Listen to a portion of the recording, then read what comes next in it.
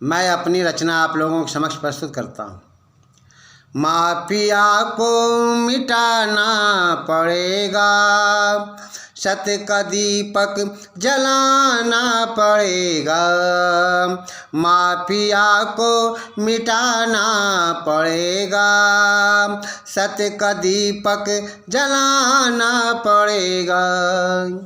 आदमी आदमी से है डरता, आदमी आदमी से है डरता।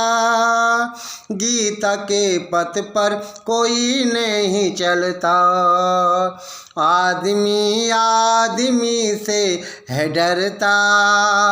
गीता के पथ पर कोई नहीं चलता। दुष्टों को मिटाना पड़ेगा, दुष्टों को मिटाना पड़ेगा। सत्य का दीपक जलाना पड़ेगा। माफिया को मिटाना पड़ेगा, सत्य का दीपक जलाना पड़ेगा। देखो होली का पर्व आ गया है, देखो होली का पर्व आ गया है। हिरण्यकश्यप नष्ट हो गया है, देखो होली का पर्व आ गया है। हिरण्यकश्यप नष्ट हो गया है। होली का पर्व मनाना पड़ेगा, होली का पर्व मनाना पड़ेगा। सत्य का दीपक जलाना पड़ेगा। माफिया को मिटाना पड़ेगा, सत्य का दीपक जलाना पड़ेगा।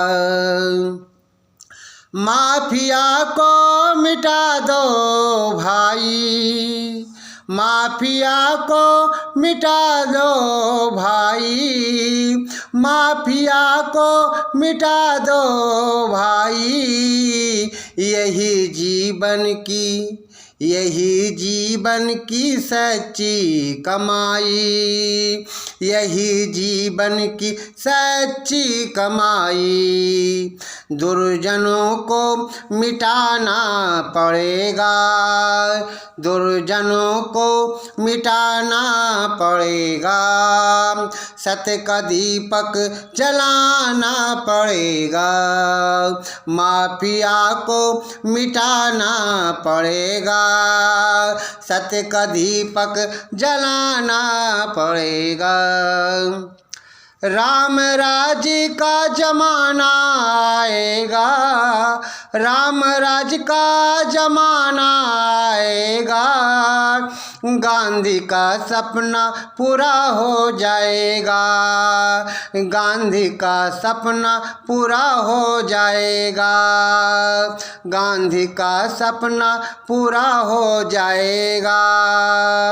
वेदों के पथ पर, वेदों के पथ पर खुद को चलाना पड़ेगा। वेदों के पथ पर खुद को चलाना पड़ेगा। माफिया को मिटाना पड़ेगा, सत्य का दीपक जलाना पड़ेगा। रघुपति राघव राजा राम, पतित पावन सीताराम। रघुपति राघव राजा राम, पतित पावन सीताराम। ईश्वर अल्लाह तेरे नाम, ईश्वर अल्लाह तेरे नाम। सबको सन्मति दे भगवान, सबको सन्मति दे भगवान। रविंद्र सोमू का गीति सुनाना पड़ेगा। रविंद्र सोमू का गीति सुनाना पड़ेगा। सत्य का दीपक जलाना पड़ेगा, माफिया को मिटाना पड़ेगा, सत्य का दीपक जलाना पड़ेगा। इस गीत का भाव ये है कि वास्तव में यदि हम समाज को ठीक करना चाहते हैं, राष्ट्र का कल्याण चाहते हैं, तो हमें दुष्टों को मिटाना होगा, माफियाओं को मिटाना होगा। यदि हम ऐसा नहीं करते हैं तो समाज के लोग त्राही त्राही करने लगेंगे।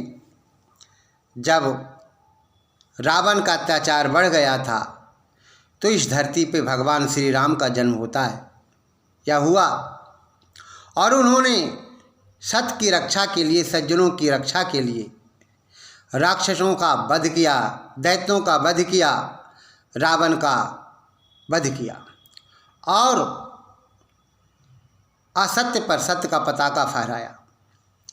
जब महाभारत में दुर्योधन का अत्याचार बढ़ चुका था, पांडवों को सुई भर जमीन देने को भी तैयार नहीं था, तो श्री कृष्ण ने कहा तुम असत्य के पक्ष में हो, सत्य के पक्ष में नहीं हो, और यदि तुम सत्य के पक्ष में नहीं हो तो तुम ये भी सोच लेना तुम्हारा विनाश होगा।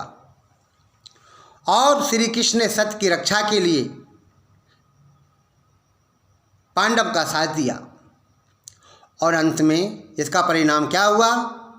दुष्टों का नाश हुआ, कौरवों का नाश हुआ और पांडवों की जीत हुई। तो वास्तव में जो सत्य की रक्षा के लिए अपने को बलिदान कर देता है उसका जीवन धन्य है। इसलिए आज समाज में बहुत सी माफियाएं घूम रहे हैं, बहुत से दुष्ट घूम रहे हैं जो गरीबों को सताते हैं, परेशान करते हैं, कमज़ोरों को परेशान करते हैं, निर्मलों को परेशान करते हैं। तो इससे बचने के लिए एक ही उपाय है, दुष्टों का नाश करना, माफियाओं का नाश करना। आज होली का पर्व है।